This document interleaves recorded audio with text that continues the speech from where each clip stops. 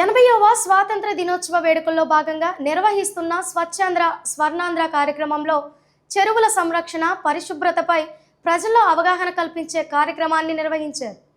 ఈ కార్యక్రమంలో శాసనసభ్యులు డాక్టర్ చదల్వాడ అరవిందబాబు పాల్గొని చెరువుల సంరక్షణ పరిసరాల పరిశుభ్రత ప్రాధాన్యతను వివరించారు.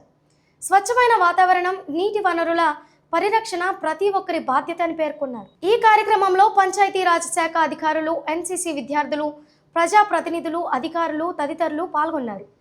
ప్రజల భాగస్వామ్యంతో చెరువులను పరిశుభ్రంగా సురక్షితంగా కాపాడుకోవాలని ఎమ్మెల్యే పిలుపునిచ్చారు.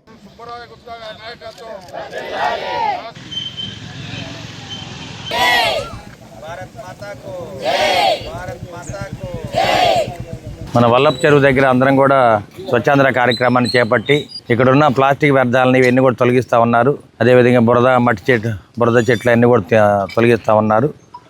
ఈ కార్యక్రమంలో ఎస్ఎస్ఎన్ కాలేజ్ నుంచి ఎన్సీసీ క్యాడెట్స్ అందరూ కూడా రావడం జరిగింది. ముఖ్యంగా మన కపిల విజయ్ కుమార్ గారు, ఎస్ఎస్ఎన్ కాలేజీ చైర్మన్ గారు, అదేవిధంగా సుబ్రాయ్ గుప్తా గారు, సెక్రటరీ గారు, వీళ్ళు కూడా రావడం జరిగింది.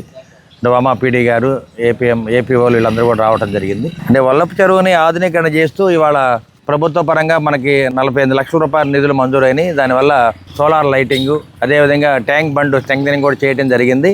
దీని తర్వాత ప్లాంటేషన్ కూడా వేయటం జరుగుతుంది.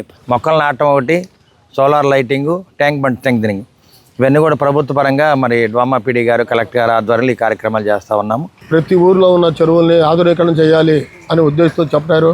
అదే రకంగా మన గౌరవనీయులు ఎమ్మెల్యే చదల్వాడ అరవిందబాబు గారు కూడా ఈ కార్యక్రమాన్ని చేపట్టారు. ఇక్కడ వల్లభ చెరువు దగ్గర మా ఎస్ఎస్ఎన్ కళాశాల ఎన్సీసీ విద్యార్థులు కూడా ఇక్కడ పాల్గొనడం జరిగింది.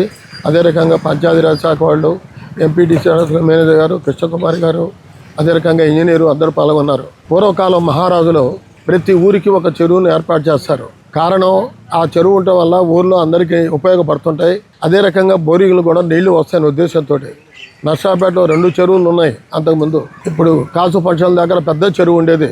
మేము గత 35 సంవత్సరాల క్రితం అక్కడ తుఫాను వస్తే కాసు కృష్ణారెడ్డి గారు, నేను ఆ తుఫాన్లోనే ఇక్కడ దాకా నీళ్లు మంచి మునిగిపోయేంత నీళ్లు వచ్చినాయి. అనుకోకుండా అక్కడ ఆ చెరువు మునిసిపోయి వల్లభ చెరువు వచ్చింది. కాబట్టి 8 నెలల క్రితం తెప్పోత్సవం కూడా ఇక్కడ జరిపాం. శివాలయం 60 సంవత్సరాల క్రితం జరిగేది. ఈ తెప్పోత్సవానికి మా సొంత నిధులతోటి 65 లక్షల రూపాయలు ఖర్చు పెట్టాను.